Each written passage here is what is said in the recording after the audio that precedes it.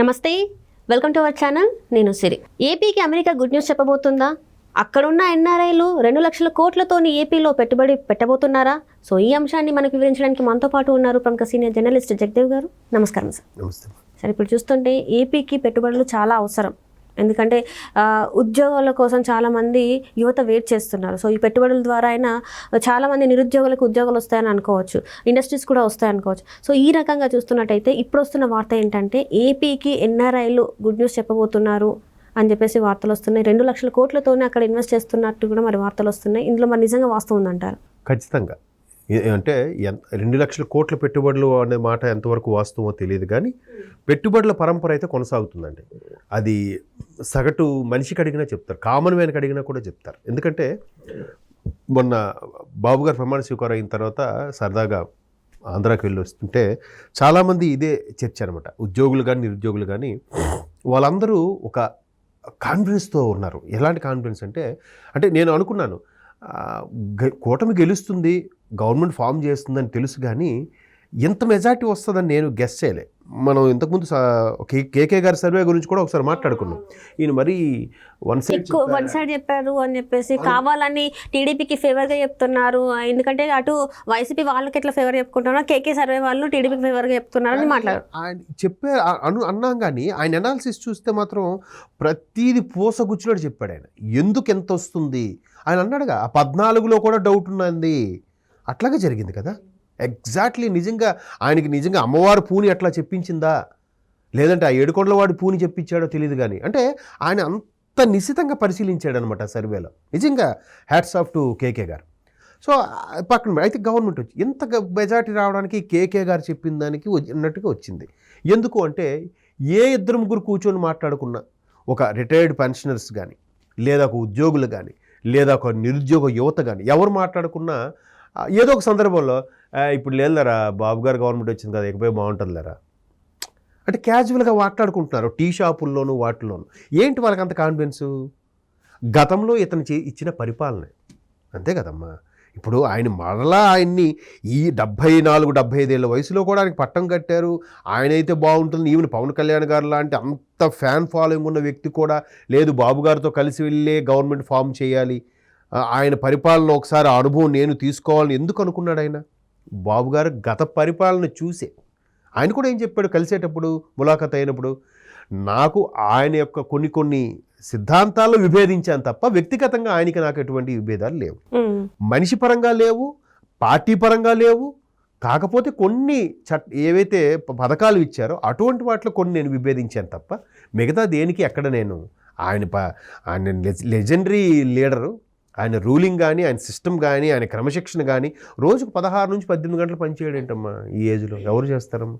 నాకు తెలిసి రోజుకు 16 నుంచి 18 గంటలు పనిచేసేది మేబీ అంబానీ లాంటి స్థాయి వ్యక్తులు. నెక్స్ట్ సివిల్స్కి ప్రిపేర్ అయ్యేవాళ్ళు. అవును సార్, వాళ్ళు 18 అవర్స్ చదువుతూ ఉంటారు. అసలు అదొక దీక్ష కదమ్మా, లేకపోతే అలా అవ్వరు. చాలా గ్రేట్ వాళ్ళు. సో అట్లాగా ఈయనకేంటమ్మా ఈ ఏజ్లో అవసరమా జైలుకి వెళ్ళి అంత ఇబ్బందులు పడి? సో ఎంత మెజారిటీ వచ్చింది ఎప్పుడో ఆయన కూడా నాకు తెలిసి కళ్ళు చెమర్చి ఉంటాయి. అంటే చాలామంది సన్నిహితులు చెప్పడం ఏంటంటే ఎప్పుడైతే పోస్టల్ బ్యాలెట్ 4,40,000 ఓట్లు పోస్టల్ బ్యాలెట్లు వచ్చాయో ఉద్యోగులు కూడా మన మీద ఎంత అది పెట్టారు. సో మనం ఉద్యోగుల్ని ఎంతవరకు పని రాకపోట్టుకోవాలి అంతే పని రాకపోట్టుకోవాలి, అంతకుమించి ఇబ్బంది పెట్టకూడదు. ఆ రకంగా ఆయన నుంచి ఒక్కసారి ఆయన చాలా ఆశ్చర్యానికి కూడా లోనయ్యాడట. లేదు మనం ఇప్పుడు అందుకే ఇప్పుడు ఆయన చూసారా కక్ష సాధింపులు ఇప్పుడు ఎవరెవరెవరు మాట్లాడుతున్నారు, అయినా ఏం స్టేట్మెంట్లు ఇవ్వట్లే. ఆయన కాన్సెప్ట్ అంతా ఇప్పుడు ఏపీని పరుగులు పెట్టించాలి ఎలా, ఏపీని సెటరేట్ చేయడం ఎలా. ఆల్రెడీ కూడా జగన్మోహన్ రెడ్డి గారు కొన్ని బహిరంగ లేఖలు రాస్తున్నారు స్పీకర్కి, అవన్నీ వీటికి కూడా స్పందించట్లే. అవసరం లేదు అది అంతే. ఇప్పుడు మళ్ళీ దాని గురించి వీలేదు అనడం, మళ్ళీ అది కౌంటర్ వేయడం, మళ్ళీ గత ప్రభుత్వం చూసాంగా వీళ్ళు ఏదైనా అడిగితే నీ 3 పెళ్ళిళ్ళు అయ్యాయి ఎందుకు, నువ్వు ముసలోడవు అయిపోయావు నువ్వెందుకు, ఇవే ఆన్సర్లు. అలా కాకుండా ఇప్పుడు ఈయన మీరు ఇంకోటి కూడా ఎగ్జాంపుల్ చెప్తున్నారు, ఎలాగ అమెరికా నుంచి పెట్టుబడులు వస్తున్నాయనంటే ఇట్లాంటి పర్సన్కి అందరూ కూడా ఏంటి ఇప్పుడు సింగిల్ పేజ్ డాక్యుమెంట్ ఏదో సెట్ చేస్తున్నాడంట ఆయన. మీరు ముందు వచ్చి ఎస్టాబ్లిష్ అయిపోండి, తర్వాత అన్నీ చూసుకుందాం, మీకు ఏం కావాలి, ఏ రాయితీలు కావాలి, సెంట్రల్లో కూడా మాట్లాడతాం. లేదు మాకు జిఎస్టీ రాయితీ కావాలి, ఒక 4-5 ఏళ్ళు తీసుకోండి, లేదా ల్యాండ్ ఇన్నేళ్ళకి కావాలి తీసుకోండి, మినిమం 33 ఏళ్ళకి రాసుకుంటారా, 49 ఏళ్ళకి రాసుకుంటారా, 99 ఏళ్ళకి రాసుకుంటారా, మాకు ఇక్కడ పరిశ్రమ రావాలి, మా వాళ్ళకి ఒక భృతి దొరకాలి, దానివల్ల టర్న్ ఓవర్ పెరగాలి, అభివృద్ధి జరగాలి, ప్రపోర్షనేట్గా అన్ని రంగాల్లో కూడా ఇది అవ్వాలి. అదే ఆయన కాన్సెప్ట్.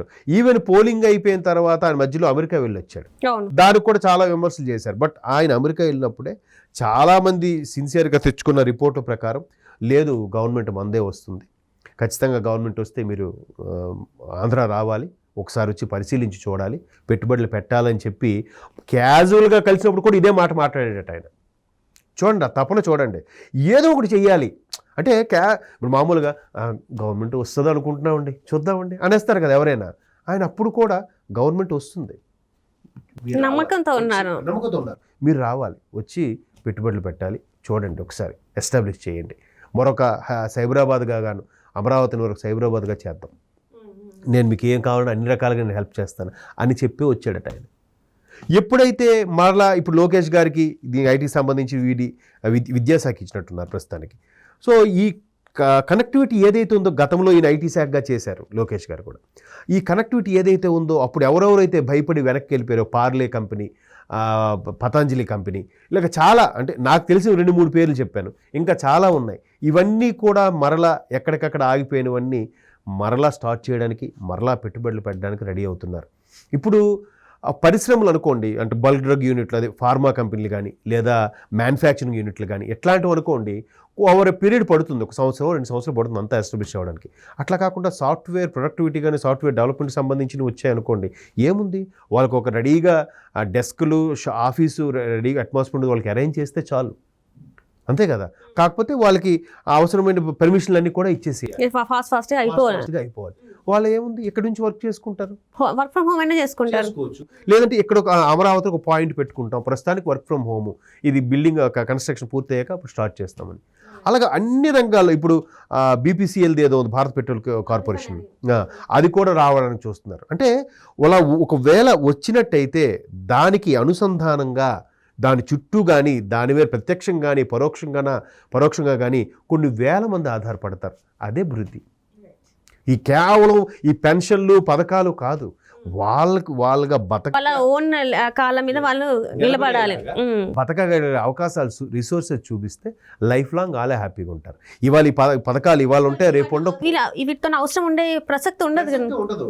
ఎవడో వస్తాడు ఏదో చేస్తాడు చూస్తాడని ఆశపడక్కర్లే, అది కదా అసలు. సొంత కష్టం మీద వాళ్ళు చేసేసుకుంటారు. ఈయన అప్పుడు సైబరాబాద్ స్టార్ట్ చేసినప్పుడు కూడా ఆయన ఏమన్నారు, విజన్ 2020 అంటే ఈ కంప్యూటర్లు తిండి పెడతాయా అన్నారు. ఏమైంది ఇప్పుడు? 1,50,00,000 మంది హైదరాబాద్లో ఉంటే 80 లక్షల మంది ప్రత్యక్షంగా పరోక్షంగా దాని మీద డిపెండ్ అవుతున్నారంట. రైట్, చెప్పండి.